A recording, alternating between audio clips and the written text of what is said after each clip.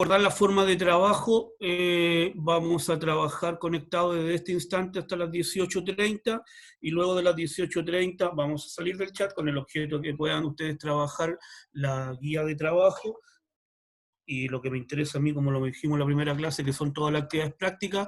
Para ello hay una primera evaluación, que es el cuestionario de trabajo. Este se tiene que desarrollar en la jornada de trabajo posterior a las 18:30 horas, el día de hoy y el próximo día jueves, y así continuamente hasta la clase final del día 21, con la segunda de las actividades, que es un caso.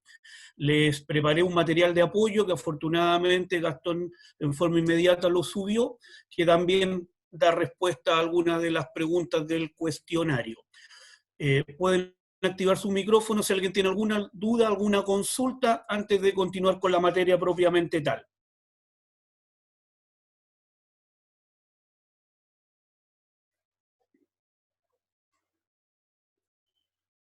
Una consulta, profesor. ¿Con quién hablo? Valeria. Valeria, dígame. Sí, quería consultar si vamos a trabajar después de las 6:30 en el trabajo en la tarea, ¿o es otro trabajo? En la tarea. En la tarea.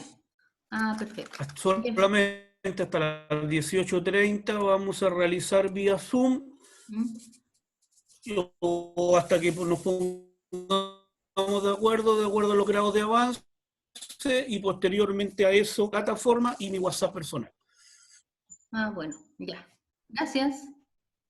No hay de qué, Valeria. ¿Todos tienen ya claro el WhatsApp? No. Atención, anotar por favor por ahí.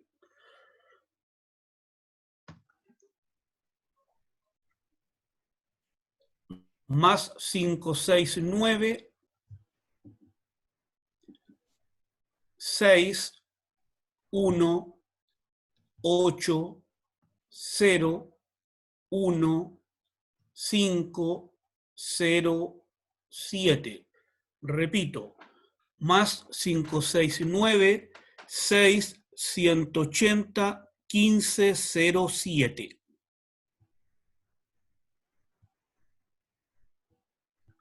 Más 6180, 6180.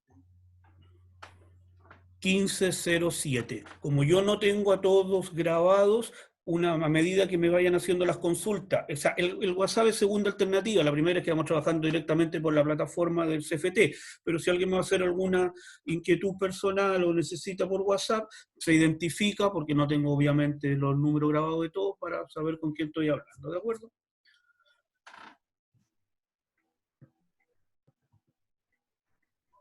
Ok, profesor, gracias. No, a ustedes. Continuamos.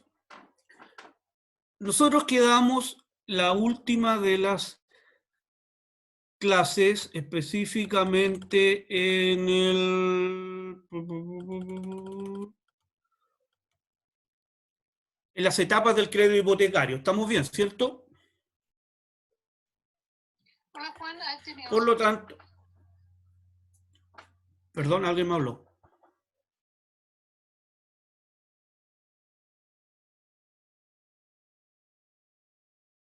No, nadie, continúo.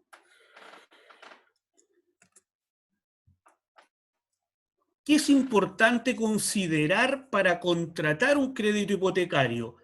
Es importante que nosotros, como asesores financieros, es decir, tener un valor agregado como corredor de propiedades para nuestros clientes, es considerar una renta compatible con el dividendo mensual, en el caso de un arriendo, por ejemplo, o de el canon de dividendo para una venta, es que el dividendo no exceda el 25% del ingreso familiar disponible y estable.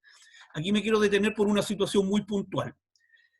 Cuando uno saca un crédito hipotecario, generalmente se realiza el típico ejercicio financiero, todos los ingresos y todos los egresos. Es decir, todos los componentes que me van a generar algún ingreso familiar y todos los gastos que yo declaro. Ejemplo, el mismo arriendo, los gastos comunes, el colegio, los gastos de mercadería, consumo, deudas hipotecarias, si es que hay anteriormente, entre otras cosas. Eso es personal. La ley nos da la facultad y la posibilidad, parece que lo dijimos en la primera de las clases, de poder juntar renta. Por lo tanto, cuando se refiere al ingreso familiar, es todos los ingresos que yo puedo demostrar que en su conjunto dan una sumatoria final, ¿ya? ¿Cuánto del valor de la vivienda puede financiar el banco? Eso cambió hace un par de años, ya que históricamente los bancos financiaban el 100% de las viviendas. Con el correr del tiempo se llegó a un acuerdo con la Superintendencia de Bancos y Entidades Financieras que era el 90%. Y eso ahora nuevamente se acordó que es un 80%. Es decir, yo para adquirir un crédito hipotecario debo tener el 20% del pie mínimo. ¿Puede ser superior? Sí, puede ser superior, pero al menos puedo yo financiarlo con un 20% de pie. ¿Situaciones especiales de este caso hay? Sí, sí hay. Uno, por ejemplo, algunas inmobiliarias te emiten una cotización superior al valor real. ¿Qué quiero yo decir? Que si una propiedad vale 3.000 UF y yo no tengo el dinero para el pie, te realizan una cotización por ejemplo, 3.300 UF, para que el pie disminuya notoriamente en un 10%. Lamentablemente, esta situación, si raya en la ilegalidad, es de uso común y no existen muchos mecanismos como para poder restringirla. Pero la idea es que, abro comillas, el banco haga oído y vista omisa a esta situación. Y el segundo de los casos... profesor, quería consultar, ¿eso solamente para casa, departamentos nuevos, etcétera, o también para casa usada o departamento usado? Dani, me hiciste tú la consulta, ¿cierto? Sí, perdón, no me... Listo, no, sí está bien, porque yo vi que se apagó. Ahora desconecta tu micrófono. Claro, efectivamente la pregunta que hace Dani es muy buena, pero apunta fundamentalmente a casas nuevas, porque es la situación de la adquisición más normal del crédito hipotecario, pero también se puede utilizar en casas usadas si es que el mecanismo de adquisición o compra es un crédito hipotecario. Es decir, no es relevante el estado de la propiedad en más relevante el crédito financiamiento. En este caso es el crédito hipotecario. Ojalá que te haya respondido. Es decir, independientemente si la decisión es de 80-20. ¿Se entendió, Dani? Perfecto. Continuamos con esta misma situación. ¿Por qué? Porque hay posibilidades, además de que yo no tenga la totalidad del dinero y el banco que me va a facilitar el dinero, me va a realizar el empréstito financiero, el banco que me va a patrocinar la compra, me va a dar la posibilidad que a través de un crédito paralelo, cosa que yo no recomiendo, pero sí se utiliza mucho, me den un crédito especial de consumo, el 10 o el 20%, generalmente es el 10% de esa diferencia. Es decir, me entrega el crédito hipotecario por el 80%, me entrega un crédito de consumo por el 10% y me pide solamente el 10% de pie, que también es una posibilidad real. ¿Cuál es la situación complicada al respecto? Que este pequeño crédito de consumo, que puede ser 24, 36, 48, 70, y en el Estado tengo entendido que hasta 72 cuotas iguales, te amarra con el crédito hipotecario. Recordemos que la ley nos dice, y lo vamos a ver más adelante, está dentro de los PPT de apoyo, al firmar la hipoteca, yo le estoy diciendo al señor banco, usted haga uso de esta propiedad en el caso de que yo no pueda pagar durante este periodo de tiempo, por ejemplo, para la venta, pasando los 60 días, y antes de eso me va a cobrar el interés correspondiente. Yo les voy a decir a este señor banco, si no pago este crédito chico también le cedo la vivienda para, ejemplo, hacer uso de ella. Esa es la situación más complicada o de amarre, como la denomino yo, con el nuevo crédito de consumo. ¿Alguna duda, alguna inquietud? ¿Estamos claros? ¿Avanzamos? ¿Alguien tiene una inquietud? Agustín. Profesor, respecto del tema de generar un, ¿cómo se llama? De tomar los dos créditos con el mismo banco. Ya. Recordemos que existe ¿cómo se llama? La hipoteca de primer grado y de segundo grado. Yo tengo los dos créditos con ambos, con el mismo banco, y pago el crédito, no sé, el crédito hipotecario, por ejemplo, y aún mantengo el de consumo, lo cual sería un poco extraño. El de consumo pasaría a ser un crédito de primer grado, ¿cierto? Por lo cual me tendría de igual forma hipotecada mi propiedad. Tú lo dijiste con otras palabras y de buena forma. Yo al momento de realizar esa actividad, el nuevo crédito, estoy autorizando a hacer uso de la hipoteca. Claro. Lo cual quiere decir de que el crédito, si yo he terminado de pagar el hipotecario y mantengo el de consumo, mi consumo sigue manteniendo hipotecada la propiedad, ¿cierto? Sí, pero casi en ningún caso tú vas a terminar el consumo antes del hipotecario. Claro, a menos que me vea en aprieto y esté prefiriendo el hipotecario antes del de consumo. O sea, siempre es recomendable y sugerible preferir el pago del hipotecario en situaciones como, por ejemplo, externa. Hoy día, una pandemia a nivel nacional en que no nos permite generar las actividades regulares y por lo tanto los ingresos también van en desmedro de la misma familia. Existe, y ustedes lo debieron haber visto muy bien en formulación y evaluación de proyectos, en el cual tenemos que generar alternativas, y esas alternativas tenemos que tomar la mejor decisión, a través de índices, por ejemplo, financieros, y ahí ver cuál es la que conviene pagar. Ojalá las dos, pero si no es así, siempre inclínense por el hipotecario. Profesor, pero también se podría dar ¿cómo se llama? Se podría dar la situación de que yo mantengo un crédito hipotecario, termine el hipotecario, pero sí también tengo otros productos con el banco que son las tarjetas de crédito. Eso también me mantiene sujeto el solo hecho de que yo tenga tarjeta de crédito, también pasa a ser de primer grado, me mantendría hipotecada la propiedad. Solamente durante el periodo del hipotecario, muy buena pregunta, Agustín, solamente pero durante el periodo del hipotecario, es decir, si estamos tomando como ejemplo que se terminó el pago del hipotecario, absolutamente quedan liberados los otros productos del mismo. Ya, perfecto. Ok, gracias, profesor. De nada. Avanzamos. ¿Yo cómo puedo comparar entre diferentes ofertas de financiamiento? Esto inmediatamente nos va a llevar un enroque a otro material de apoyo que yo les envié, que es directamente el CAE, que es la sumatoria total de los indicadores de medición porcentuales de valores extraordinarios de dinero, es decir, cuánto yo voy a pagar en forma extraordinaria por un periodo de tiempo por el uso de este dinero.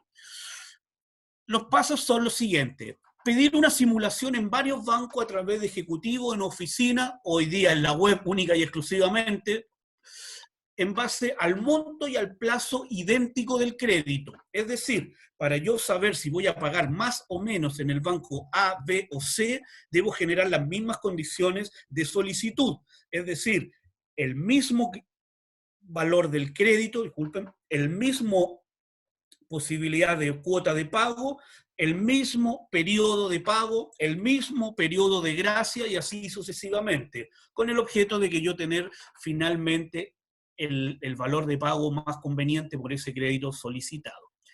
Es importante fijarse no solo en la tasa de interés, sino también en la cuota final, ya que cada banco puede incluir servicios adicionales. Todos informan además un indicador, que es el que yo mencioné, llamado CAE, y este revela el costo total anual del crédito y permite realizar una comparación certera igual al monto y plazo solicitado. Después vamos a ver un ejemplo real al respecto, pero si yo adquiero un crédito hipotecario a una tasa básica convencional, ejemplo, de un 4%, yo tengo que tener claridad qué involucra ese 4%, si es un costo total del crédito o es simplemente una tasa porcentual, y a eso tengo que sumarle los otros valores extraordinarios, como por ejemplo los seguros, que también lo vamos a ir viendo en actividades más prácticas. Y lo dijimos en alguna instancia anterior también, todas las cotizaciones, las condiciones deben ser respetadas por el banco al menos durante 7 días hábiles.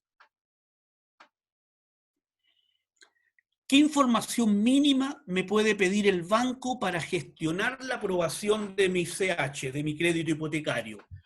La información general del comprador o cliente, los documentos de identificación, el certificado de situación civil, los datos de contacto incluido el domicilio, que puede ser verificado generalmente por un organismo externo, la declaración de salud del solicitante para la evaluación y contratación del seguro de gravamen obligatorio, para la evaluación de la capacidad de pago, recordemos que hay que hacer el índice de medición de riesgo para calcular la libertad de tener el 25% libre para pago, los antecedentes de actividad e ingreso como las liquidaciones de sueldo, las declaraciones de impuestos, si es que es una persona con boleto honorario, los ingresos extraordinarios, llámese por arriendo, dividendo en sociedades anónimas, pago de acciones u otro, y lo que realmente lo que importa es la declaración final de activo y pasivo, es decir, lo que poseo y lo que debo. Todo esto a través de documentos que puedan ser absolutamente acreditables. Dentro de los antecedentes mencionados, ¿hay alguno que genere duda, que no se conozca, o todos son absolutamente entendibles? Cedo la palabra. Profesor, habla Agustín. En el caso de una persona independiente, ¿sería carpeta tributaria, estado financiero? ¿Qué podría ser? Lo que entiéndese por independiente, si es un microempresario formalizado, son las declaraciones de los IVA. Si es una persona independiente que solamente tribute con boletas honorarios, como por ejemplo un docente, tiene que ser la declaración del formulario 22. Perfecto. ¿Y la declaración anual también tendría que ser para el independiente como microempresario? Claro, la declaración de IVA, formulario 29. Ya, perfecto. Profesor, Sí. Verónica. en la solicitud de antecedentes, cuando piden las liquidaciones o las declaraciones de impuestos, esto va a depender de cada banco, ¿verdad? En que hay bancos en que piden 1 año o 2 años de declaración de impuestos, o porque estuve leyendo en que las liquidaciones de sueldo pedían hasta 3 meses mínimo. Eso Ya, es todos así. los bancos, buena consulta, todos los bancos tienen un mínimo, y como yo lo dije y hago siempre la crítica al sistema de mercado que nosotros vivimos, lamentablemente que no hay regulaciones por parte de las empresas, del Estado nuestro es muy débil al respecto, colocar el mínimo de 3 meses y 6 meses para las personas con renta variable. Es decir, una persona que tenga una renta fija le van a exigir mínimo 3 meses. El máximo lo maneja el banco, 1 o 2 años. Una persona que tenga una renta variable, por ejemplo, que trabaje en el retail, le van a pedir un mínimo de 6 meses. Vuelvo a repetir, el máximo también lo va a manejar el banco. A mí en lo que me entran más dudas siempre es con las declaraciones de impuestos. Acá los bancos piden 2 años. 24 meses le pide los años a las personas que tienen formalizado una razón o RUT social, como por ejemplo los microempresarios, lo que estábamos conversando con Agustín recién, los que tienen que demostrar los 2 últimos IVA como mínimo. Ya. Los 2 últimos años de IVA. Años, dos últimos años, claro. Años las 2 de últimas IVA. Declaraciones. Las 2 últimas declaraciones anuales del formulario 29. Sí, claro. Ok, gracias, profesor. De nada, Berito. Profesor, consulta. Dani, dígame. Sí, le quería preguntar sobre qué sucede cuando, por ejemplo, yo tengo el caso de un cliente que quiere sacar el hipotecario, estuvo 2 años trabajando en una empresa y después se fue a otra. ¿Eso ¿Ya? algún tipo de castigo, algún problema, etcétera, por parte de los bancos normalmente? Si hubo continuidad laboral, no hay ninguna. Si hubo lagunas entre medio, Ah, te lo no. va, ya, no ningún inconveniente, porque eso te lo va a corroborar y te lo va a verificar y va a servir como evidencia real el certificado de las AFP. Ya, y si por ejemplo tiene pareja y ambos tienen sueldo, no, ahí no hay problema, ¿cómo se llama esto en el sentido de Complementar. sí, para complementar y que los dos queden como dueños de la propiedad? O sea, son dos cosas diferentes, Dani, lo explicamos en la primera de las sesiones. Si es un vínculo sanguíneo o por ley, No, es posible. Por ejemplo, si es esposa, realmente no tiene ningún problema en realizarlo. Si es una persona por un vínculo legalizado, como por ejemplo una unión civil, tampoco. Cualquier otro vínculo, llámese pareja, compañera, amiga, sí. etcétera, etcétera, etcétera, ninguna posibilidad de complementar renta. Ah, ok, A perfecto. excepción que hagan una declaración jurada bajo notario que van a ser las dos personas dueñas de la propiedad. Ahí sí, ahí estamos realizando una compra de dos personas de una propiedad. Ah, ya por Pero el tema de ahí, los derechos. eso, justamente, para los temas Ah, ya. posteriores de la cesión de derechos. Aunque fuera un departamento nuevo, daría lo mismo. Si se ve por el tema de los derechos. Yo tengo entendido, o sea, no soy jurista, pero tengo entendido que para cualquiera de las compras, independientemente del bien inmueble que sea. Ah, ya, perfecto. Gracias, profesor. De nada, Dani. Profesor, una pregunta. Aquí Daniela Valdés. ¿Me Dígame. escucha? Sí, muy bien. Nosotros como corredores para hacer todos estos trámites en el banco tenemos que hacer que el cliente nos haga un mandato para poder tener el permiso y hacer todos estos trámites. Eso sería lo ideal, pero al menos un contrato de prestaciones de servicio que sea informado al banco en el cual usted va a ser representante. Recordemos que nosotros vamos a ser representantes de tal persona para iniciar las actividades. Ya, entonces en ese sentido es necesario obviamente el documento que nos acredite y que a la final nosotros hagamos todo el trámite y el cliente no tenga que ir a cada rato al banco. O sea, ese es el ideal, pero además también para salvaguardar todo nuestro trabajo y que nos paguen el día de mañana. Ujú. Gracias, profesor. De nada. Profesor, habla Agustín. ¿Sí? Pero me imagino que lo habitual es que todo esto de igual forma lo haga el interesado, el cliente que va a comprar, ¿o no? El cliente, el trámite de adquisición de documentos. Claro. No, Y el el hecho, vendedor. No. Yo soy el vendedor, tú eres el comprador. Tú vas a realizar un trámite de solicitud de crédito y el banco a ti te va a pedir, yo necesito tal documento de la propiedad. Tú me lo tienes que enviar a mí, pasar a mí como vendedor y yo te tengo que abastecer de toda esa documentación. Estoy hablando de la propiedad. sí, pero mi pregunta iba apuntada a que generalmente toda esta gestión, tanto de compra y de venta, o la tramitación de la documentación, como es algo personal, la debe hacer tanto el que vende como el que compra. Nosotros como corredores de propiedades no tenemos que ayudar en algunas cosas, pero no vamos a ir a representar a la persona que va a adquirir el crédito, a eso me refiero. No, pero es que la pregunta de la compañera era que si yo como corredor de propiedades voy a ser el representante de qué documento necesito. Necesito al menos un contrato de prestación de servicio, al menos una sesión o declaración de que tú vas a ser mi representante, por ejemplo, un poder notarial. Sí, pero me refería a que en lo cotidiano, en lo habitual, se estila de que el corredor de propiedades apoye en toda la gestión, o generalmente el interesado va y hace los documentos, uno le dice como corredor, sabe, esto es lo que debiera hacer, y el interesado es el que tiene que moverlo, ¿no?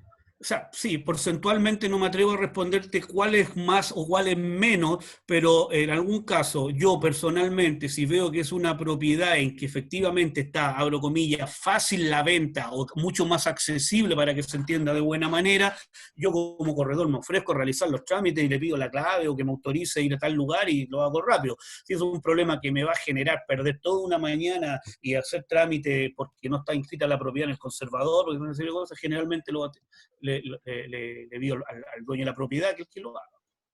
Entiendo. Profesor, perdón. Sí, pero...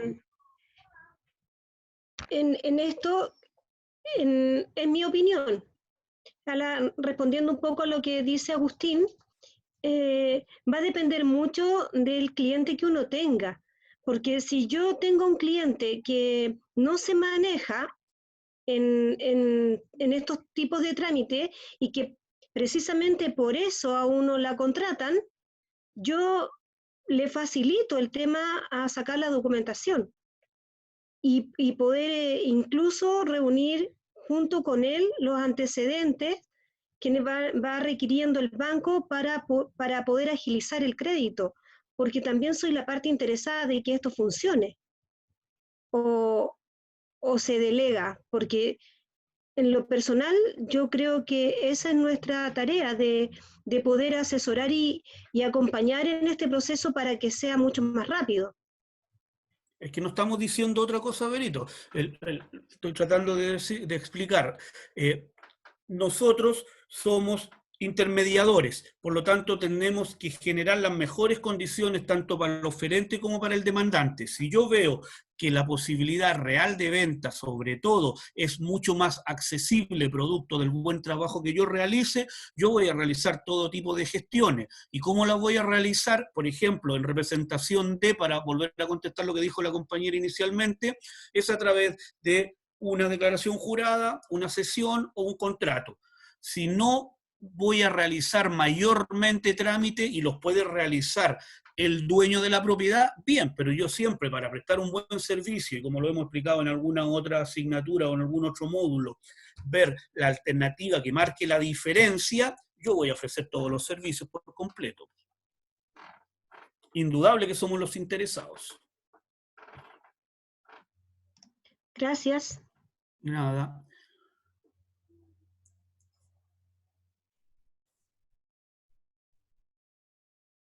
Continuamos. Según lo mío quedan 2 minutos. Cuando se apague parece que hay que iniciar el trámite nuevamente. Continuamos. Para la evaluación de la propiedad, esto es muy importante. Los antecedentes legales y técnicos para un estudio de título hasta completar al menos 10 años de escritura disponible a notaría, y si no están los documentos a la vista, ahí debemos acudir al archivero judicial, las inscripciones en el conservador de bienes raíces y todos los antecedentes municipales, la gran mayoría, si no en su totalidad, en el departamento de obras de la municipalidad donde está in situ el bien inmueble, para garantizar que el actual propietario tiene legítimo dominio sobre la propiedad en venta. Es decir, si el día de mañana el señor XX quiere vender una propiedad, yo estoy muy interesado en ser intermediario de la misma, pero me percato que la propiedad que está viviendo, además, es dueño de una hermana. Además, una tía tuvo participación. Además, no se realizó la posesión efectiva porque esto venía por un abuelo, y así sucesivamente. Es decir, hay que ver los antecedentes de los últimos 10 años de los dueños reales de la propiedad. Y una vez que estén todos esos antecedentes en regla, ver la emisión del certificado vigente de gravámenes y prohibiciones, que es el que entrega el conservador de bienes raíces, para demostrar que soy el verdadero dueño de la propiedad.